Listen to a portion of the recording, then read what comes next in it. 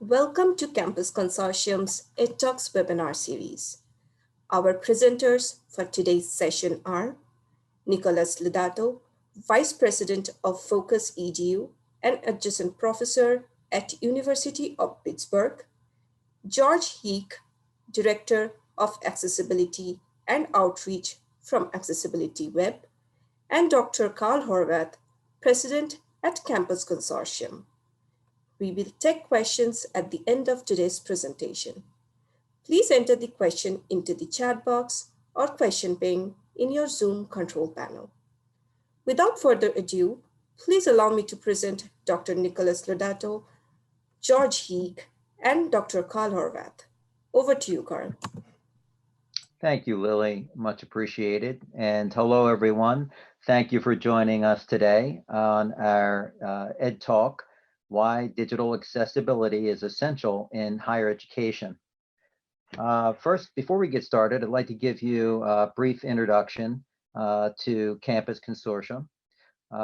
Campus Consortium was founded in 2003, and we help K through 12 and higher education school district members and higher education institutions with saving money and reducing the time, cost, and effort associated with implementing technology.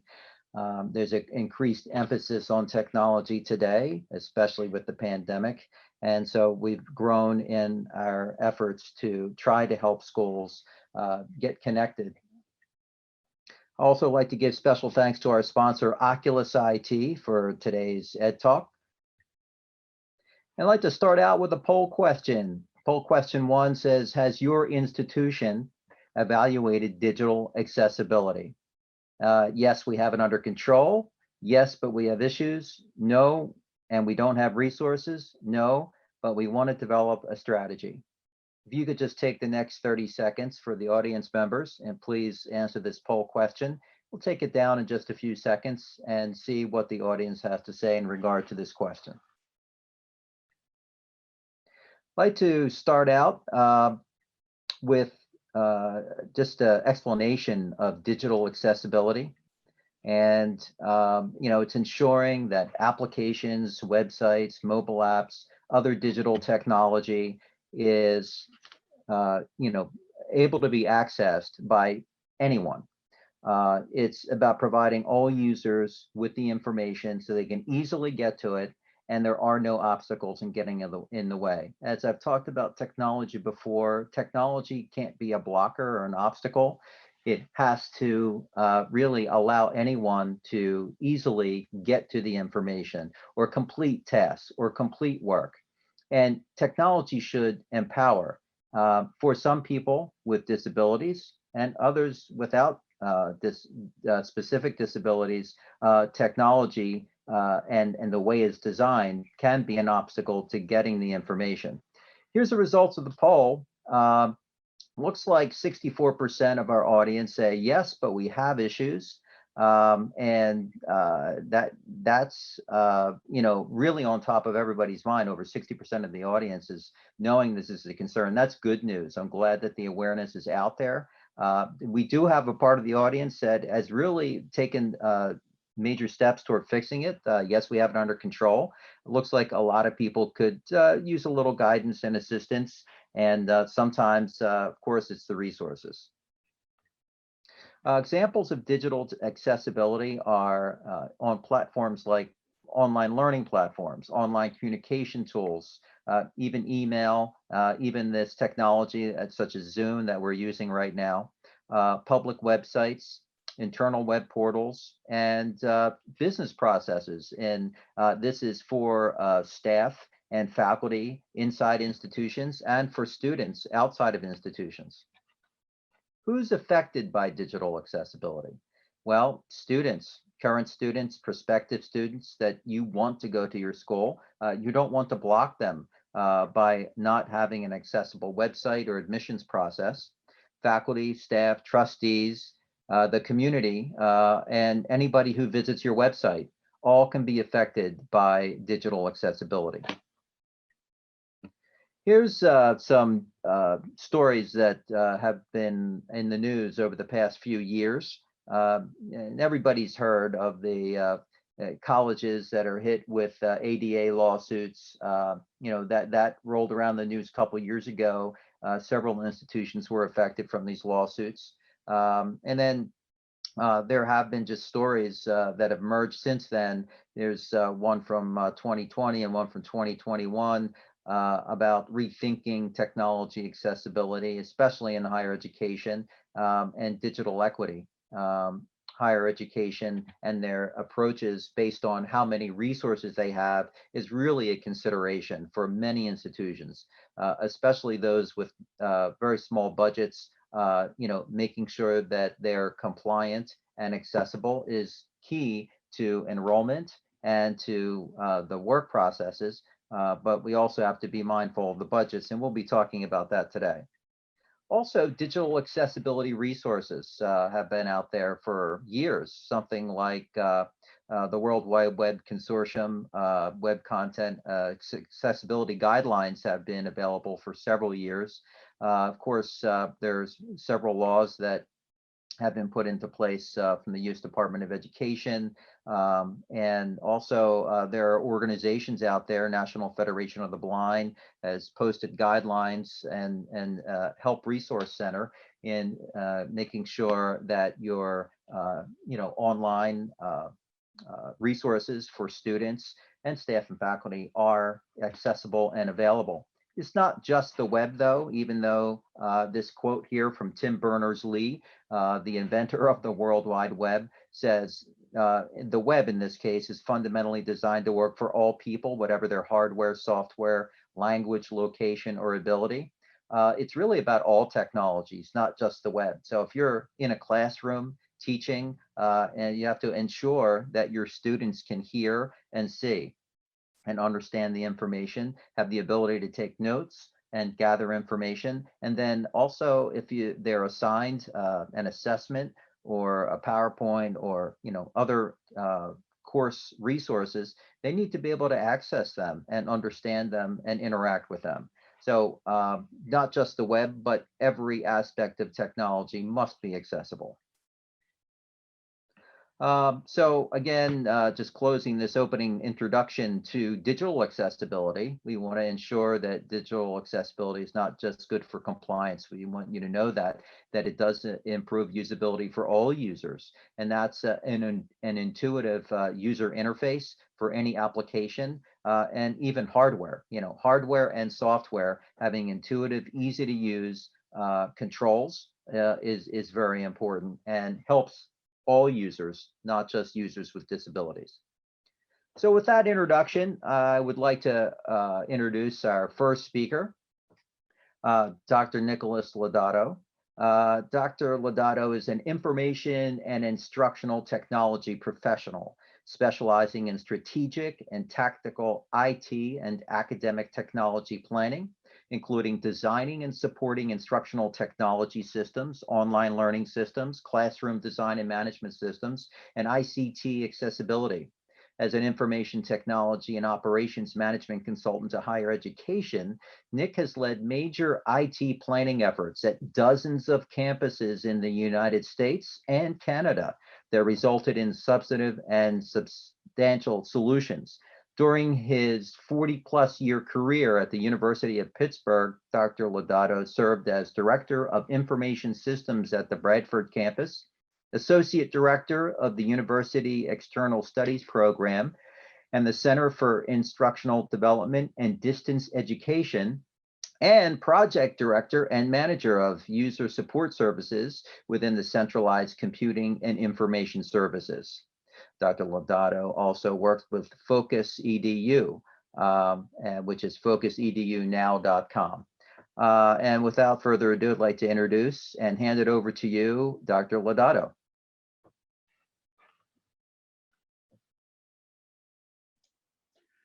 Thank you, Carl. In thinking about what to discuss here today, I realize that I don't really consider myself to be an accessibility expert, but I have expertise and experience and background in three areas that are critical to the discussion of accessibility. That is instructional design, that's my graduate degree and area of study, information technology. That's my second career, so to speak, and instructional technology. I've devoted most of my life to that field. As you can imagine from Carl's comments, accessibility is a huge area. And in thinking about what to discuss, I think about the things I'm interested in, and that's that intersection of instructional design with designing for accessibility and how that works. I believe, as Carl indicated, that when you have good instructional design and when you design for accessibility, it really has an impact on all of your students, of all of your faculty, of all of your staff, of all your clientele. But that's not what I want to talk about. What I want to talk about is what you need to know as an institution to get your arms around these questions of accessibility. That is accessibility planning, and specifically for ICT accessibility. So, Carl, if you could move to the next slide. So in my work and my team's work with accessibility, we look at accessibility from an information systems perspective, and specifically from the perspective of providing an infrastructure to support accessibility. The information system, and an information system is a process that takes inputs, produces outputs in some structured set of activities that are controlled, that produce data, produce information. And they use resources. So information systems require resources in order to do their work. And we can talk about those resources in these 5 different areas. There are people resources, which will include the students, the faculty, staff who use and support technology, the business processes themselves, the governance structures around information technology.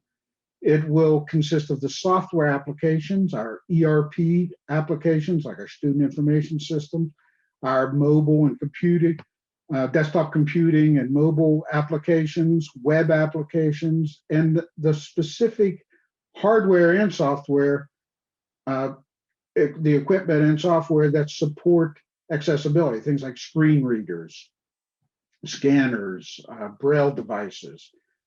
Of course, it consists of data and documents, those document stores, database stores, and all the content they create, including video, image, etc., and the networks that connect them together.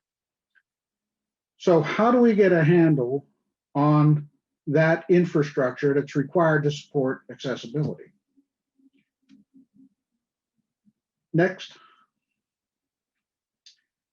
So I recommend this 6-phased approach. That is, you start by getting the picture, by reviewing where you are with accessibility and assessing it. And there are a couple different ways to do that we'll discuss in a second. You pull that data together to analyze it and try to understand where your risks are, where your strengths are, where your weaknesses are. And that needs to be done in a collaborative environment. It needs to be cross-functional. It needs to engage all the stakeholders. At one institution where I worked, we had a team do this that consisted of 43 individuals across multiple campuses. That group should identify the policies, make an explicit statement about what the institution thinks about accessibility, and publish it. You need to provide for training and support, because bottom line, anyone who creates content that is going to be shared with others has some role in ensuring that that content is accessible. That boils down to your faculty who are writing course materials and sharing them, to the support staff that are publishing articles for research. All of those data and documents need to be accessible. And it means that invariably you have to remediate, because you'll set goals and you'll set new standards for accessibility, and it'll be pretty much a day forward. But you have to realize that there's an enormous wealth of documents that are already there that need to be fixed. And throughout this process, communication is key. It needs to be open. It needs to be proactive. Next. So just a few seconds on a methodology to use. First, I think you need to start by talking to the people, talking to the stakeholders. That means your disability services staff, your webmasters, instructional designers can be enormously helpful here. The people who support online services, your faculty, your help desk staff, and also it kind of goes without saying, the legal people, your general counsel, on whose desk issues with accessibility invariably ends up, your IT people, and your community of, especially you need to include disabled students and staff and faculty who have a unique perspective on the issues. The review should take the form of looking at pretty much everything that's exposed. Web pages, internal web pages on your intranet and external web pages. Those are the place where there's most risk because of the way the law is structured. People who aren't even associated with your institution can file suit against you if you provide materials that are not accessible. You have to look at your learning management system, whatever platform that is, even if it's on faculty-owned web pages or publisher pages, as well as obviously in the commercial LMSs and open source LMSs. The content needs to be accessible. Your enterprise applications, whatever they may be, and especially those self-service applications within them. And of course, every document, every audio, video, image, PDFs are particularly troublesome in this world. And finally, one more.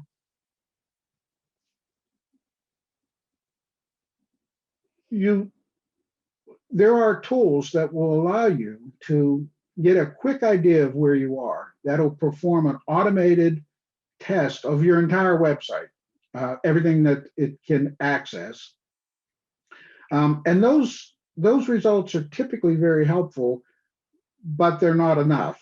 They can be led astray depending on how your website is implemented. They don't always give you the answer, although they give you incredible detail. So you need to also perform some manual tests.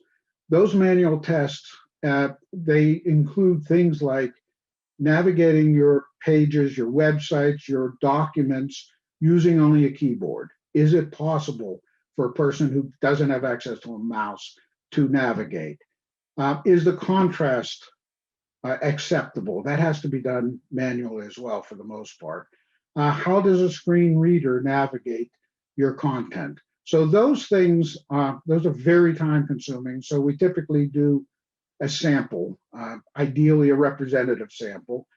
Depending on the size of your site will depend on how many you want to look at. And it basically allows you to confirm what happened with the automatic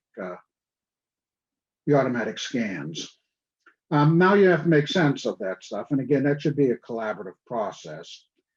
And that collaborative group, that cross-functional group, is then in a position to make an accessibility statement for the organization, to create an accessibility plan, a set of steps that you want to go through, and then the specific programs that you are going to implement to realize your plan and your vision.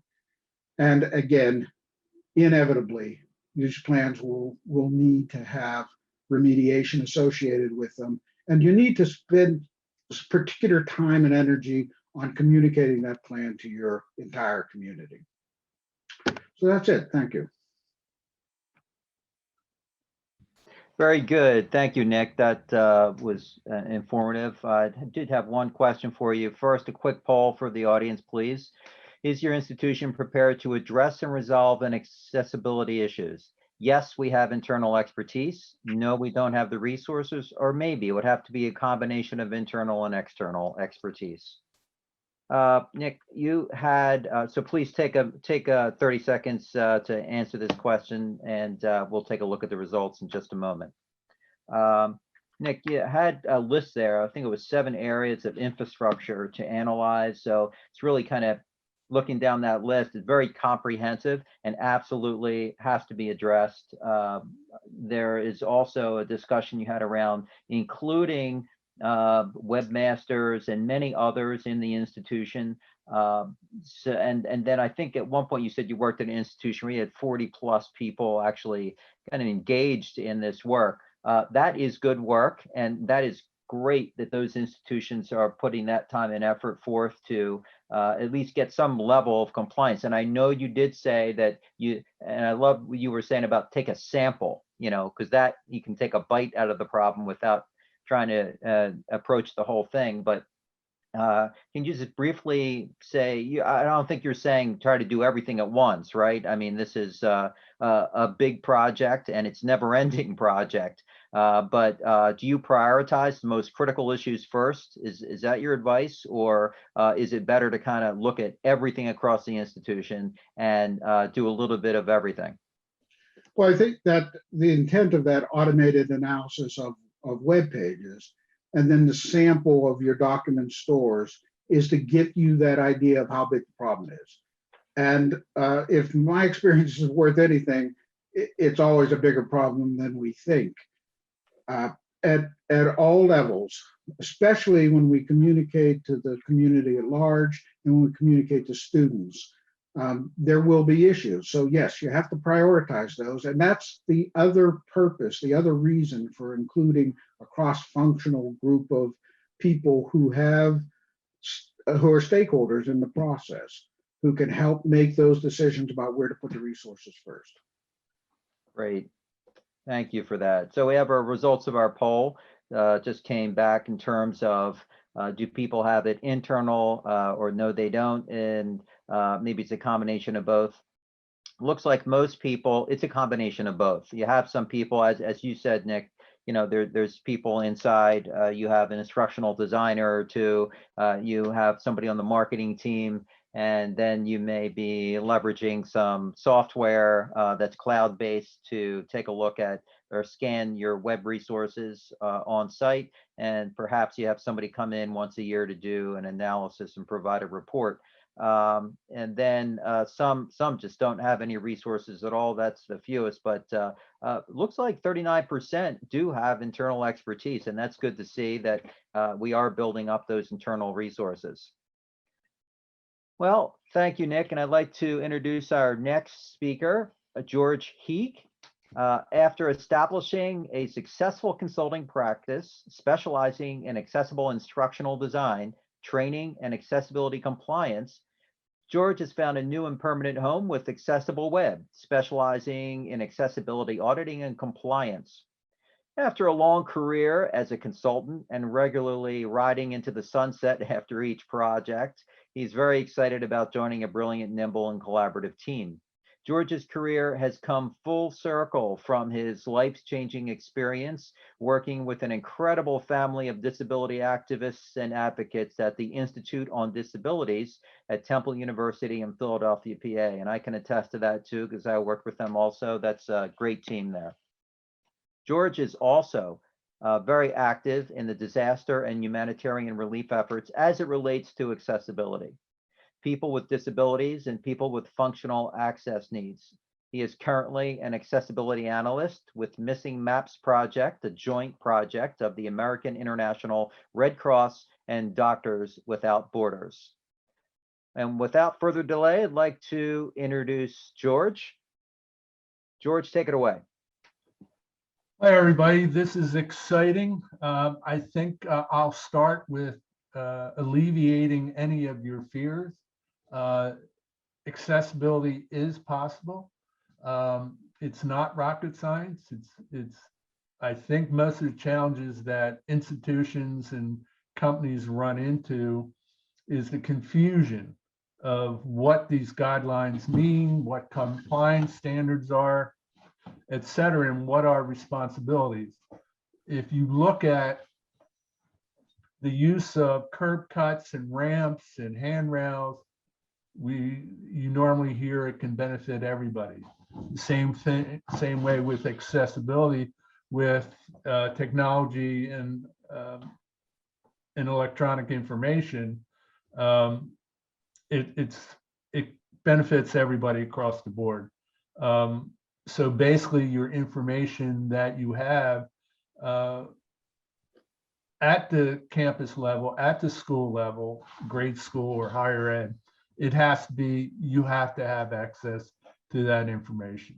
You have to look at this as more of a policy or a process that you need to bake in to your information management system.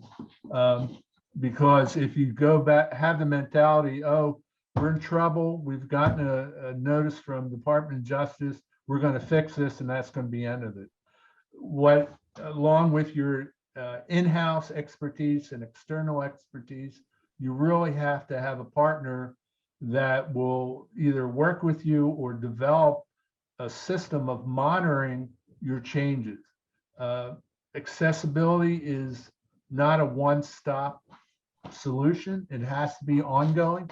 And you need to think about that as you start meeting, like Nick said, meeting with your stakeholders and have their input.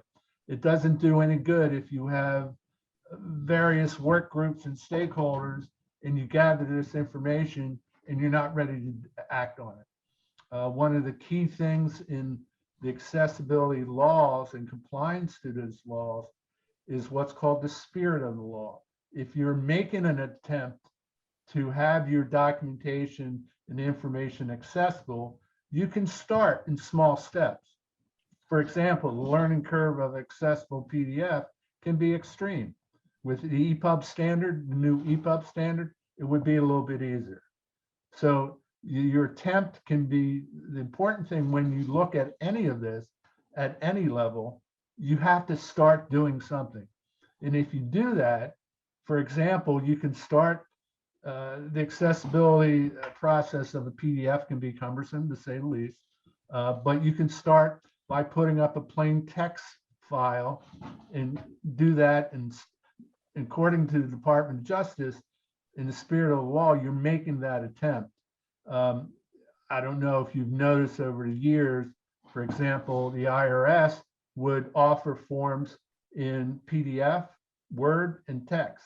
Well, that all grew out from feedback from the disability community that, okay, I need to access my information. And if you think about it, a lot of the landmark cases are from individuals not being able to get their course schedule, not be able to get their syllabus, textbooks not being accessible, or outside of education. Some of our landmark cases have been around people not being able to get their transportation schedules. So basically, what you're trying to attempt, besides providing the tools that people need to succeed in education from kindergarten all the way up to higher ed, it's really about including the quality of life for everyone, especially with new technology.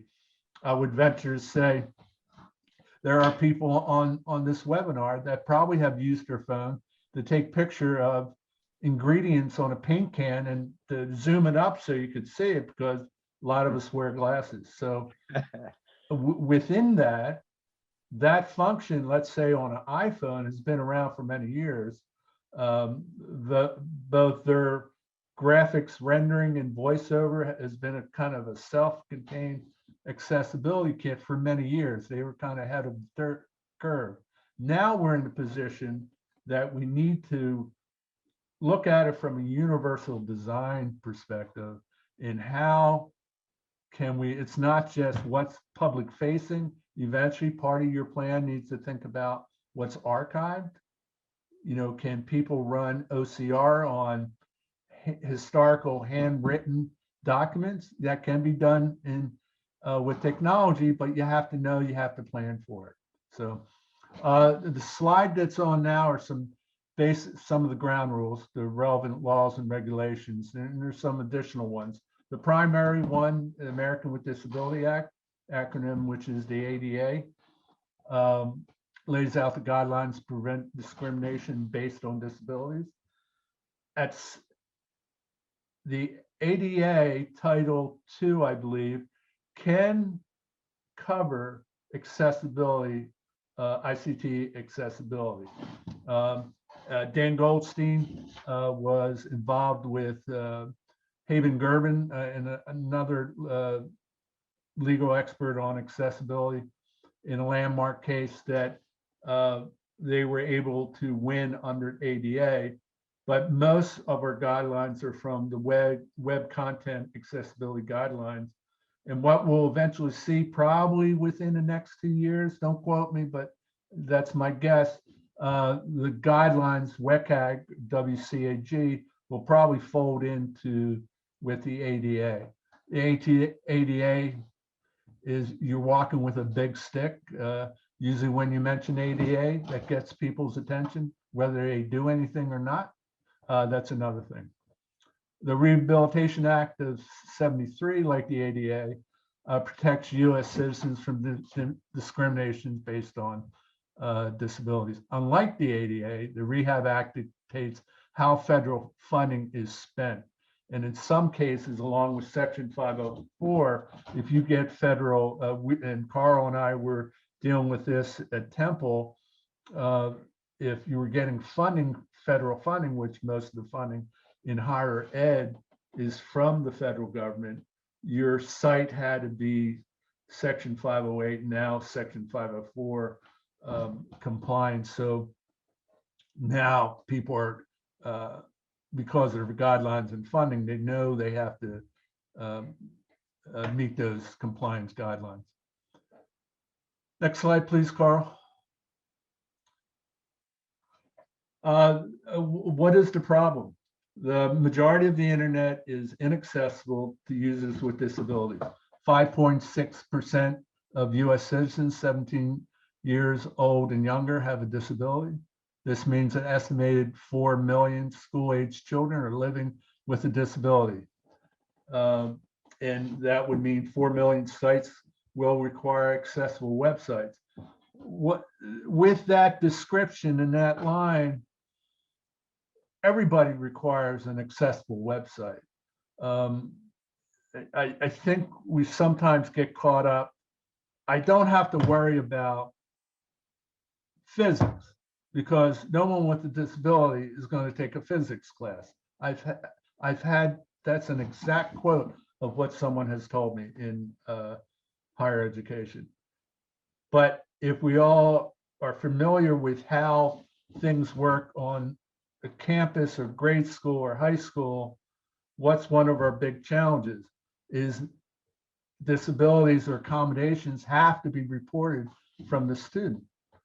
And sometimes that doesn't happen. Sometimes, you know, people are hesitant. They don't want to be made fun of, or they do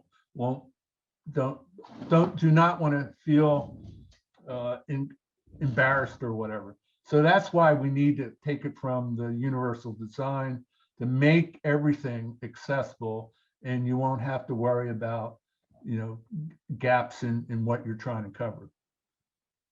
And the other problem is many hosting platforms, and Nick touched on this about LMS, learning management systems. A lot of the major platforms, whether it's Canvas or Blackboard, I'm a big fan of Moodle because it's open source. And some colleges are using Moodle now. Sometimes it's a little bit, has more flexibility on the development side to address things on a major scale, depending upon what your platform is. So that's very important as you deal or talk to vendors. And I know I'm literally preaching to the choir to most people on this call. That has to be part of the vendor discussion.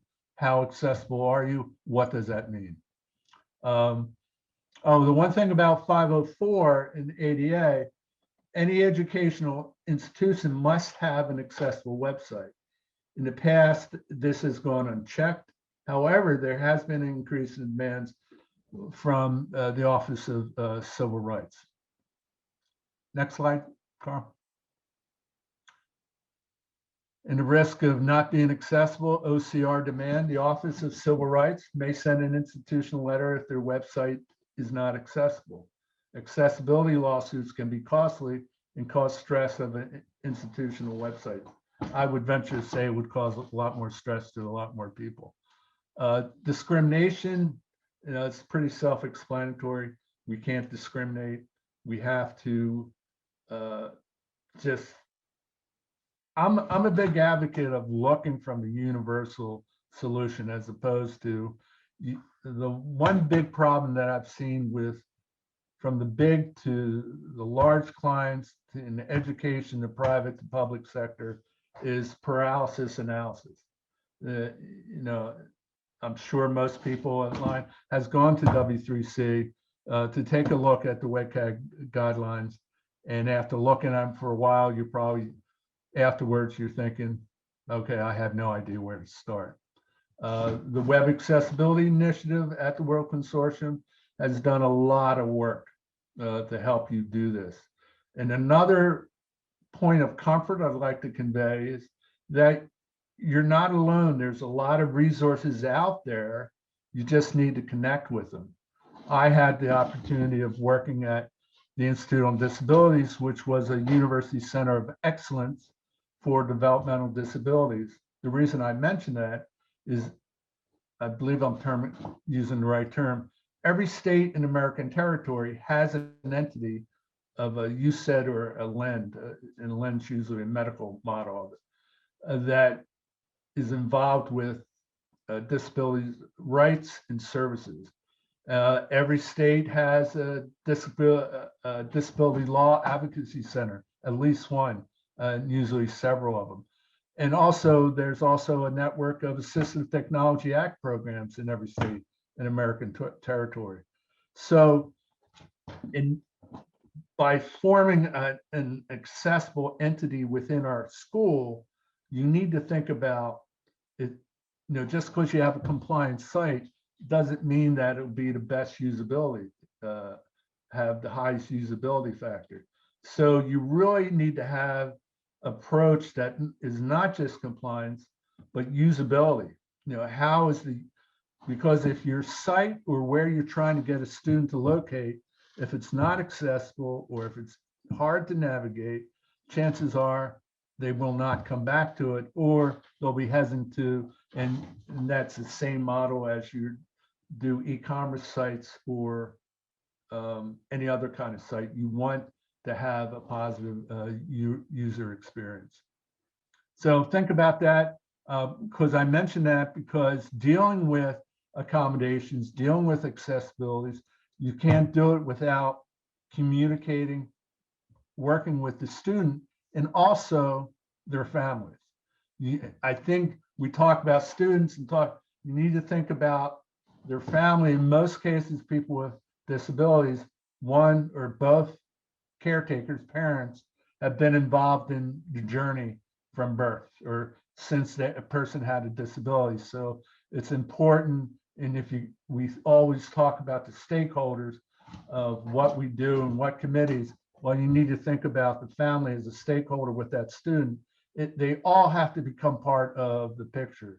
And if you work with the right group or outside expertise, you want to find a group that's nimble, can move quickly, and help you with usability as well. Next slide, please, Carl. The solution, it's never a one and done quick fix project. You need to think of it. I remember working with Carl back during the early days of, I remember hearing the term, you need to look at this document as a living document.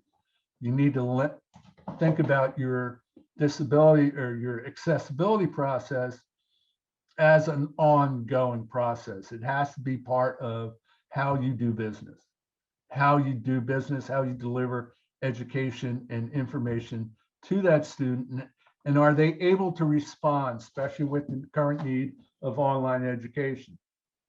And that carries on online accessibility for vaccination. So it affects everyone. Institutions need to approach accessibility in a sustainable manner. Sometimes you'll get a letter from civil rights and you think you have to have that solution. You made it accessible and some entities will walk away from it. That's not a sustainable manner. It will come around, you will lose your investment to reach compliance. So it has to be ongoing. For example, I was at a web conference, and someone from Michigan State talked about a project that they had champions of or advocates of accessibility at various colleges on campus. And their role was to advocate for accessibility, help students out, help faculty if they need help, kind of a coordinator of information. Not, they weren't responsible for remediating or anything else, but to support emotionally and psychologically and with talent. Okay, you too can reach accessibility compliance. And so far, from what I hear, the program is doing really good. And we hope to explore it possibly at University of Vermont and some other educational institutions in New England.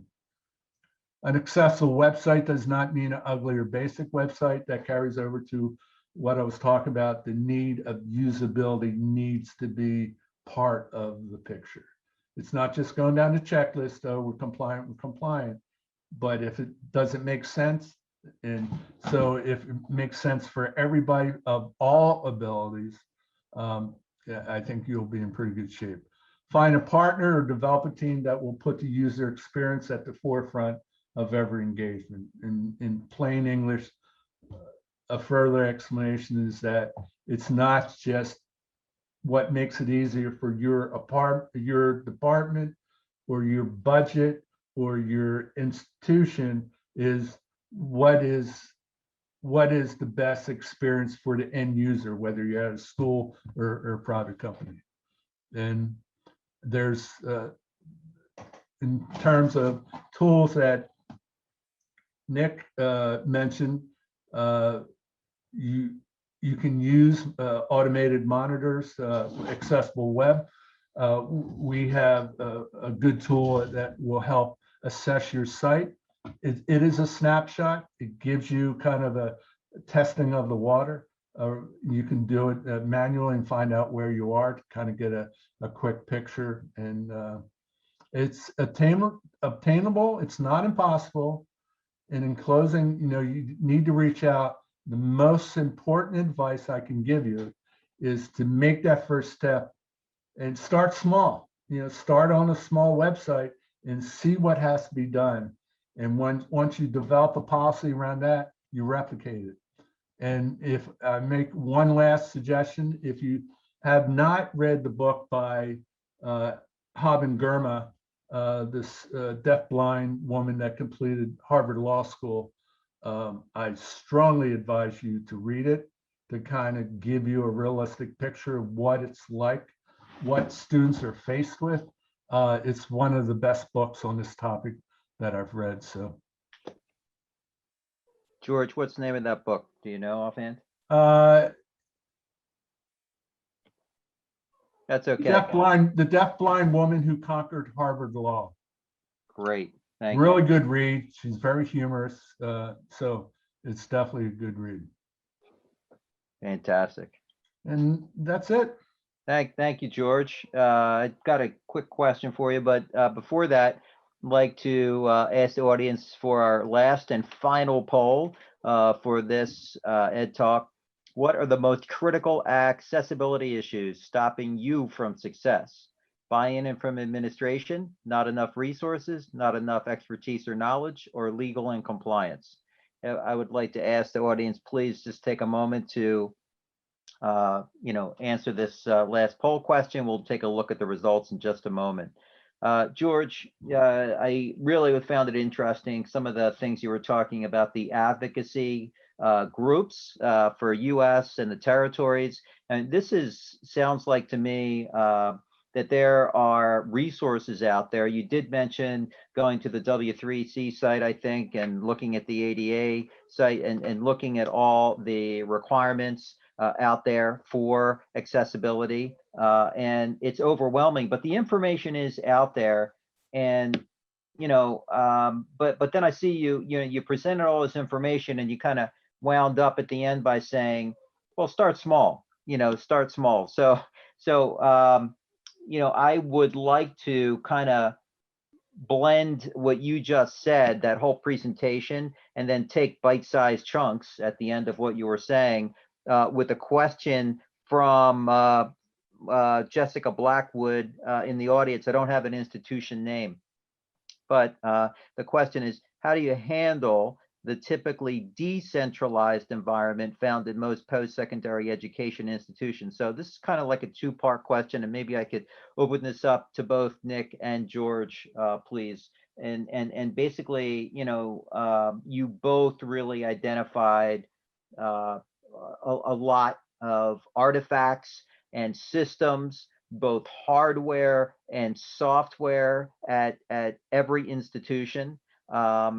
And also, you know, just wrapping your brain around all that and taking, you know, steps toward fixing it is, you know, I know good faith effort isn't enough when it comes to compliance, because you're either compliant or not.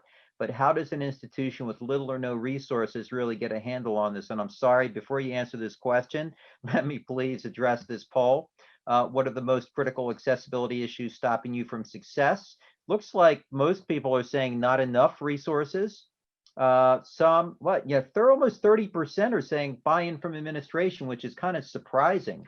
And not enough expertise or knowledge. So it's the resources, the knowledge, and very low on the legal and compliance. But buy-in is kind of interesting. So let me just, we can address this poll and the other questions in a moment, but I just wanted to kind of swing back to that. You know, what do you do when you're looking at that whole pie? And is there any tips or tricks for somebody like Jessica? Her whole pie is the institution's decentralized. You know, you have a small private, that's easier probably to get a handle on than a large system. And George and I came from a large system many years ago, and that was definitely a lot to handle. So could anybody have any thoughts about that?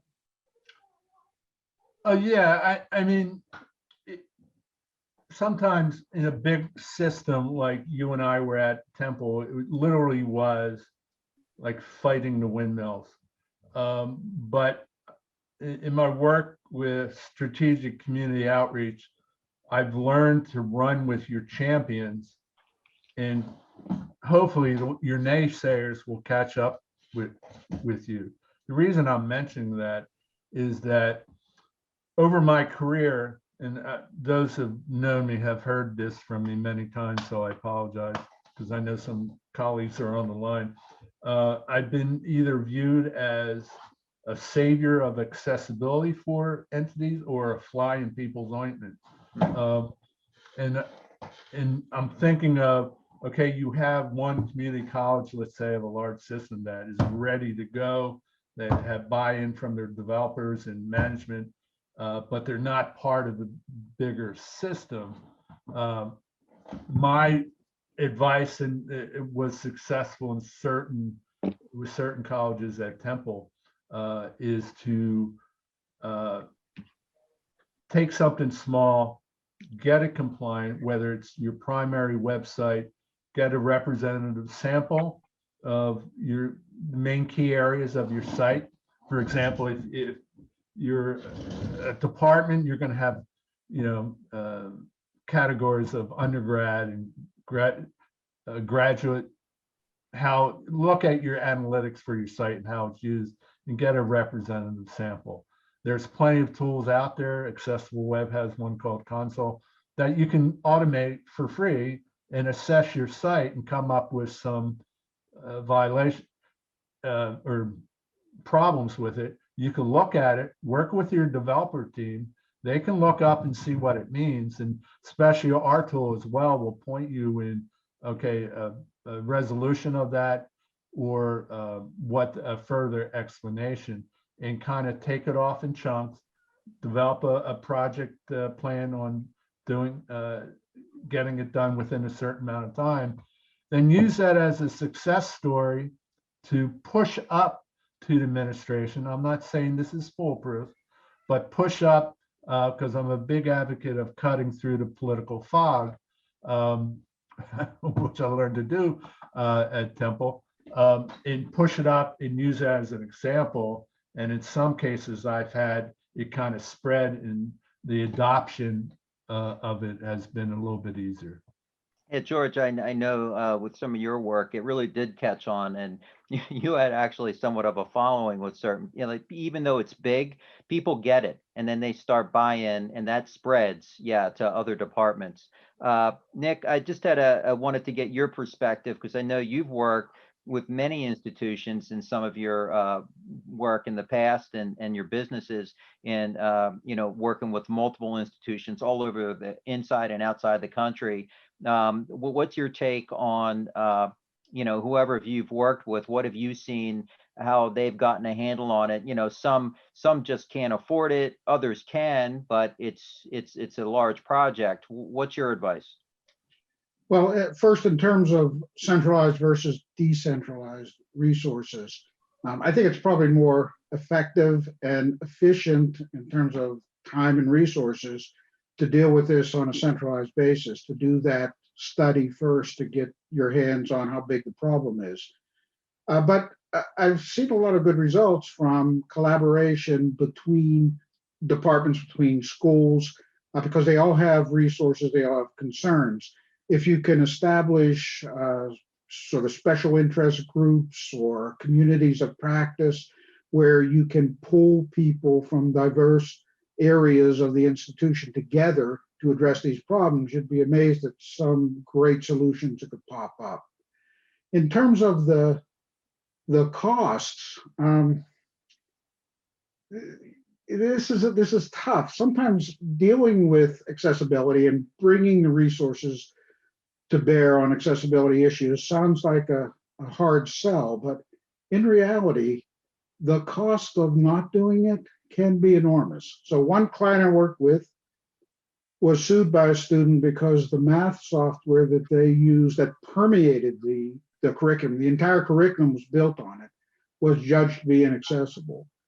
Now, the penalties that institution saw as a result included replacing that software, which was a huge imposition on the math faculty in that one department, in that one unit, but also it creating a plan, creating a statement, creating training opportunities for faculty and documenting all that. Enormous cost, much worse cost than if the institution had been proactive and done those things from the beginning. So you're taking a gamble by not finding the resources to address this. That's good insight, and I think that based on the poll questions, out of our 3 poll questions, first of all, if we look at across the questions, most people do have issues, and they're seeking solutions, and that's a large portion, of people. Over almost 90% of people from our poll questions are saying, we have issues. Now, some are better than others, in being able to resolve those issues. But I think there's a lot of work to do across those institutions. And certainly it's internal, it's an internal effort that has to be started there. That doesn't mean you have to do all the heavy lifting yourself as the institution. There are resources out there and guides that can help you. And you don't have to solve everything tomorrow. It can take some time, but you can certainly get it done. And that's also reflected in the expertise that is in or not in the institution. It's a combination, mostly, although many institutions are growing with their expertise internal, and that could be on the legal team. That usually, from what I've seen, and it's not representative of everybody, but it really comes out of instructional design folks and the webmasters and the people that are managing the websites, because they're in that community and they're hearing about issues that are coming up, and they're kind of raising that to the level of the leadership in the institutions to say, hey, this institution got a letter from the OCR, or this institution is having issues, providing services because of they have several students with disabilities. So, certainly there's many institutions trying to, resolve or solve for this problem. And certainly, the biggest issue, which I'm really surprised in poll question number 3, is that the buy-in from the administration, and it's not, as you both mentioned, it's not easy because it's an investment, and sometimes it's an unseen investment to be compliant.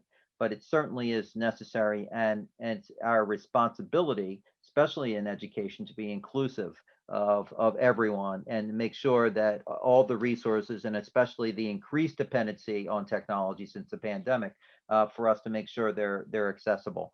So that was a great conversation. George and Nick, I thank you both for being here today. We're coming up to the top of the hour. We want to say that we will make these resources available to other folks. We will get this out to you if you've attended and you want to get a copy of the PowerPoint and information about this. We do have a couple grants that are rolling with accessibility right now through, these are in-kind grants with Campus Consortium. This one is an assessment service. All this is taking a view of the resources you have on your campus and kind of evaluating the state of digital accessibility for them. Would give you kind of a list to prioritize what probably should be addressed first, second, and third.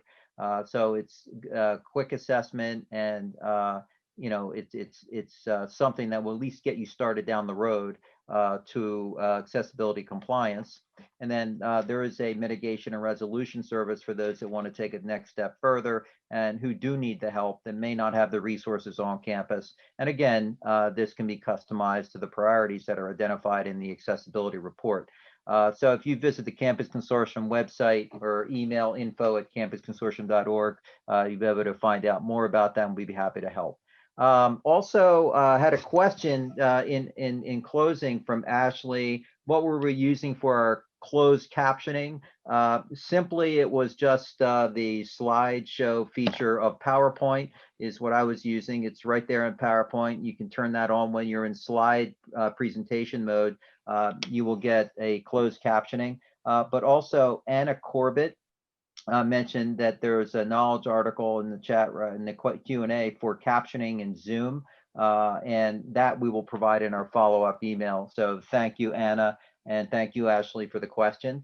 And George and Nick, thank you very much for participating today and sharing your expertise. And I hope we do this again soon. It was a great presentation. Thank you, Carl. Sounds great. All right, and thank you everyone for attending, members and everybody else who's attended our webinar, our EdTalk today. Much appreciated. Have a great rest of the day.